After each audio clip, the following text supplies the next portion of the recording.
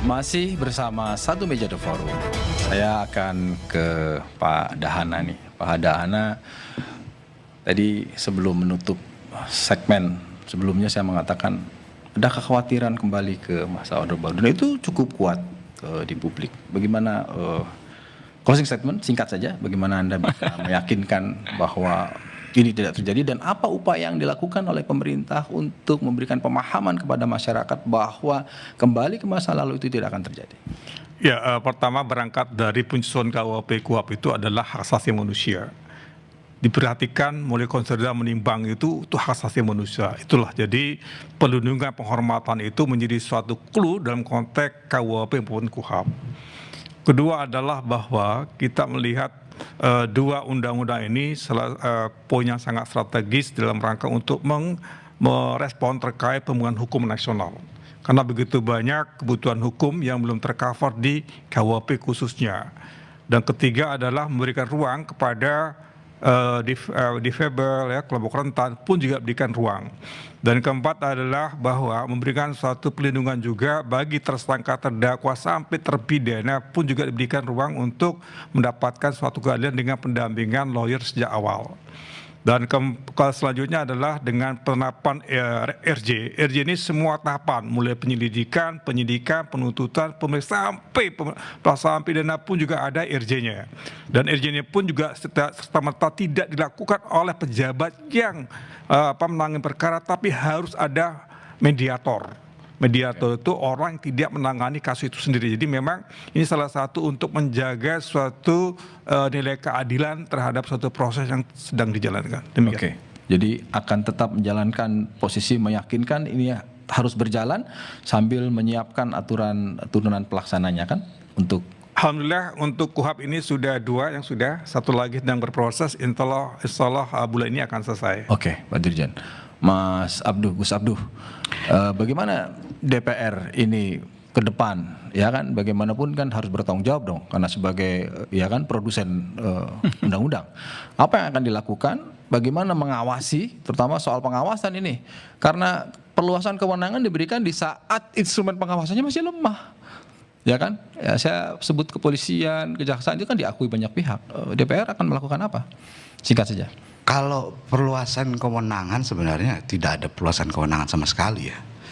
Kita lebih titik tekannya ke KUHAP baru dan KUHP baru ini ya tadi hak asasi manusia sebenarnya. Hak asasi manusia. Apalagi kekhawatirannya kembali ke masa Orde Baru ya kan.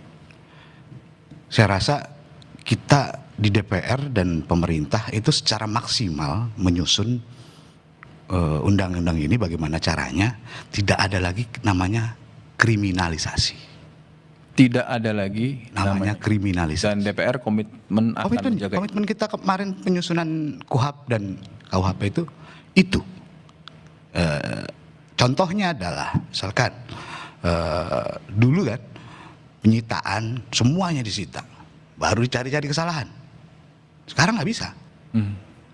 Setelah penyitaan 2 hari setelah penyitaan semuanya harus dibuktikan.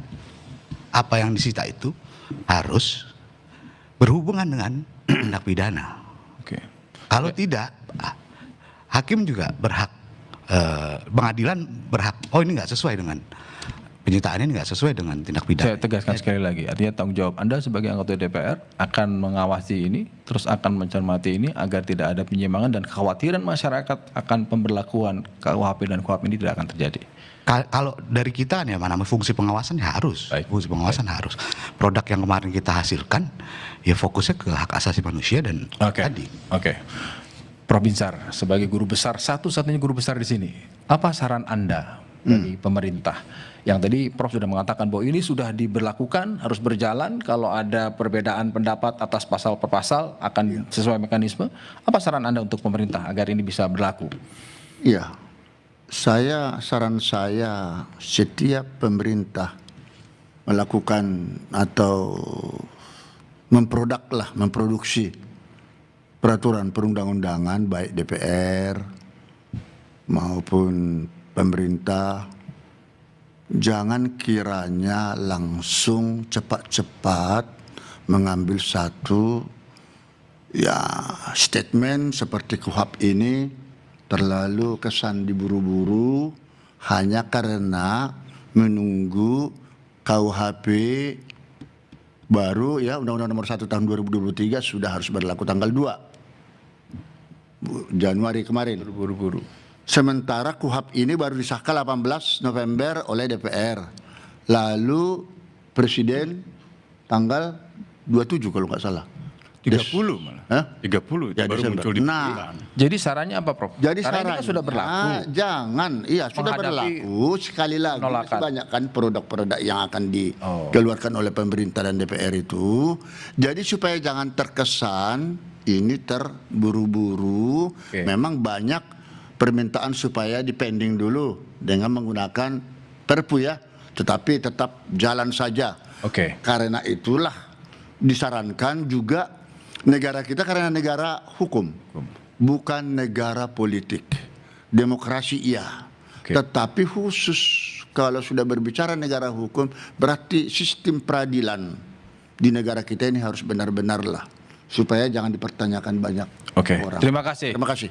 Bung Usman, dari diskusi terakhir Bung Usman. Ya. Anda masih yakin bahwa KUHP dan KUHP ini ancaman bagi demokrasi? Masih Di yakin. bagian Karena mana? Membuka kelonggaran kriminalisasi. Jadi dikatakan oleh Gus Abduh bahwa ini justru ingin melakukan dekriminalisasi. Pak Dirjen juga tadi mengatakan demikian.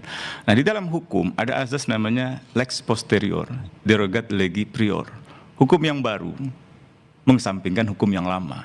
Kalau hukum yang lama misalnya membawa kriminalisasi yang banyak, mestinya dengan hukum yang baru berlaku, kriminalisasi itu hilang.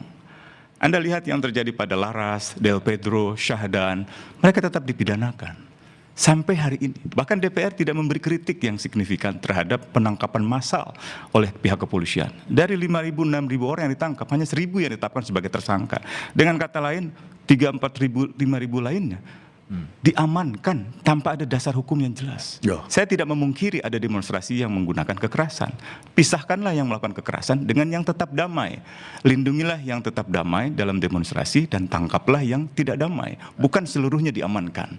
Nah, yang kedua, dalam demokrasi, hukum selalu mengutamakan kepentingan negara dibandingkan kepentingan individu. Jadi perlindungan hal-hal yang sifatnya abstrak seperti presiden, lembaga negara, ideologi, itu bukan ciri dari demokrasi. Jadi saya berharap saya salah.